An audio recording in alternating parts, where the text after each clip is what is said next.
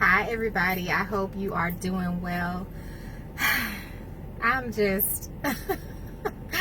sitting here waiting to begin my photo shoot for my cooking with Aisha, some things I'm working on.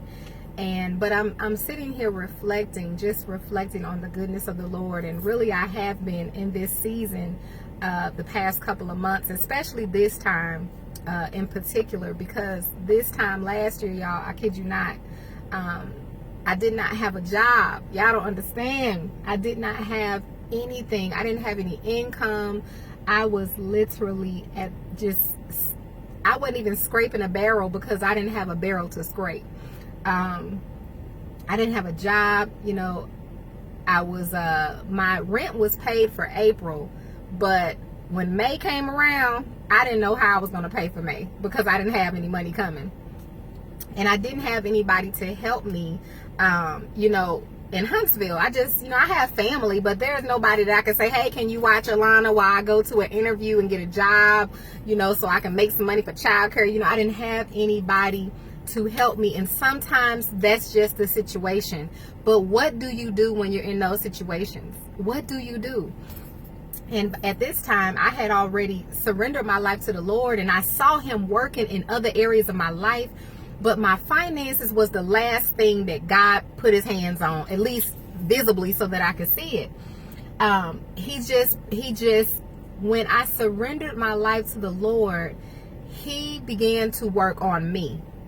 And he's still working on me. But there was some immediate things that I see that had to be dealt with.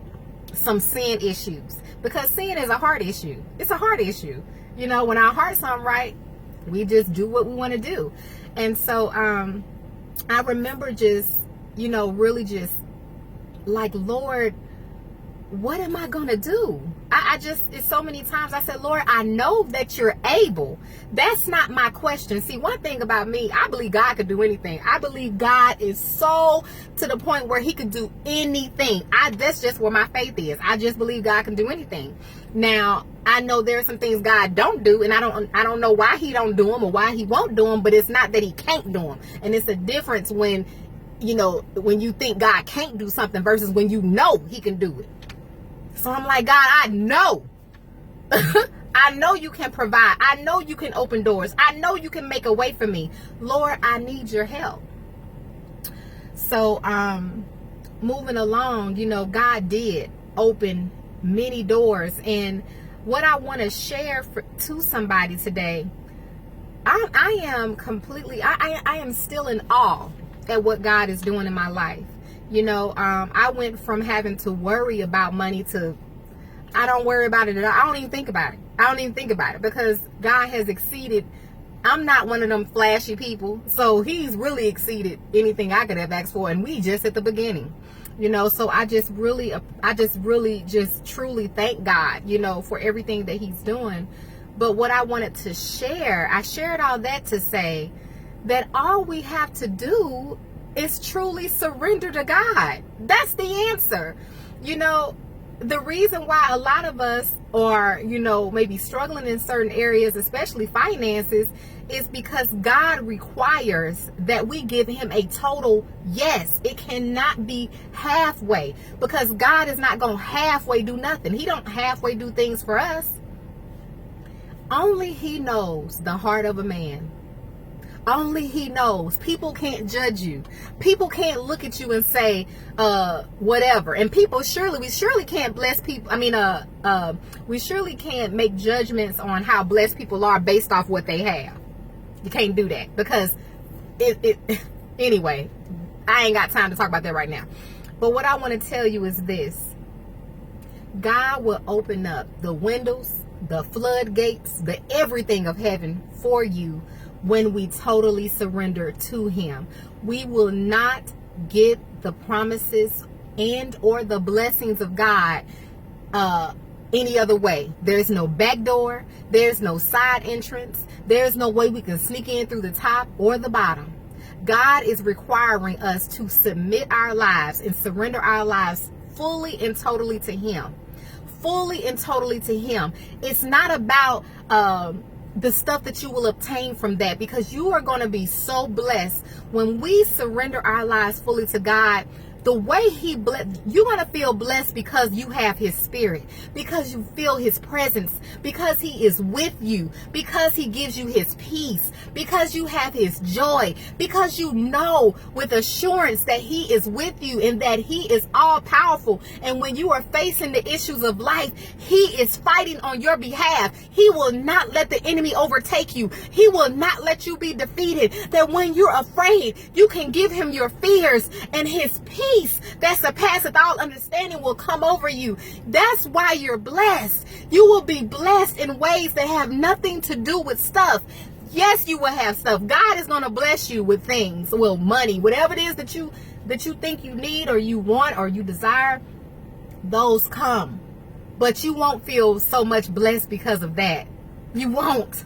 You're going to feel blessed because you have Jesus, because you have a true relationship with the Savior. That's why we are blessed, people. It's just, I just can't describe it. I thank God for providing. I do, because we need things. You know, we need money to pay our bills. We need cars to get to places. It just makes it easier than having to catch a bus and all of that. Yes. But I don't care about things. It's like, we need them. But I can't wake up and not have my relationship with Jesus. That's when I'm just done with life right there. So I don't care about the stuff. What matters is the things that we can't see, the intangible, the things that will last when we leave here, that will continue when we make that transition.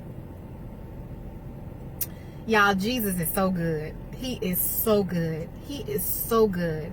And he is readily just waiting for us to make a connection with him, to talk to him. He's real. Like he really was here. Sometimes we treat him like he's just this made up thing, or he's so far. He's not far. He's not far at all. You can talk to him. When you establish that connection, that relationship, it builds your confidence and your faith in him. And you won't even be intimidated by somebody else's relationship with God, because you have your own. And you realize that you have your own journey, your own walk, your own relationship. Nobody can do this thing for you but you. Don't miss out. This is the best part of life, is spending time with the Father. It's not going on trips and how much clothes can I buy and what's my next wig. Y'all, let me tell y'all something. That is the least thing that you will be concerned with when you connect with the Father. I'm telling you, it's the least. It's the least. It's the least. So I just want everybody to see that there is so much more to life, that there is a way you can experience life that God created you to experience, and it exceeds everything. It exceeds stuff. It exceeds people.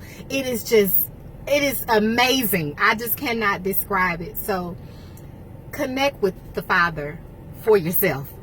Connect with him for yourself. And connect with him for yourself. So I just wanted to share that. I'm waiting for my photographer to come so we can do this photo shoot. I had a great makeup session. I'm going to share the lady. She is such a sweet lady. God is so good to me. I prayed. I be praying about everything. But I prayed that God would allow my session to be good and that the person would be nice. And she was amazing. She was amazing. And she did really good. So I just wanted to share that. Be encouraged today. So if you are, if you're needing God to touch your finances, and honey, when he touch them, honey, get ready to pass out, honey, because when God do it. And I want to share something else. If you're praying for finances, ask God to fix your heart issues. And I'm going to tell you why. God is not going to bless us with a whole lot if we stingy. He ain't going to bless you with a whole lot to keep it to yourself. We were put here to be givers. We were put here to serve others. We're not put here to be stingy and keep it all to ourselves. I ain't sharing that. It's amazing how many people who say they are of God that are selfish. I ain't got time to get all that either. So this is what I'm going to tell you. Before you ask God to bless you with money, think about why you really want it. Think about what you want to do with it. And then think about it. If your child asks you for some money and they told you the reason why, would you give it to them? Now, God is just not going to, he will provide just enough. But if you want that overflow blessing, honey, your heart got to be in the right place. It's got to be in the place where you want to give to others. It has to be in a place where you're going to be blessing other people. It can't just be, I just want to, so I can have a house on the hill with whatever, a big old mansion and 20 cars and be blessed. Y'all be blessed. We'll talk. We're going to talk real soon, honey. Y'all know I'll be back to talk to y'all and to encourage you, uplift you. I'm praying for you. Keep me in your prayers. And you all have a wonderful, wonderful, blessed day.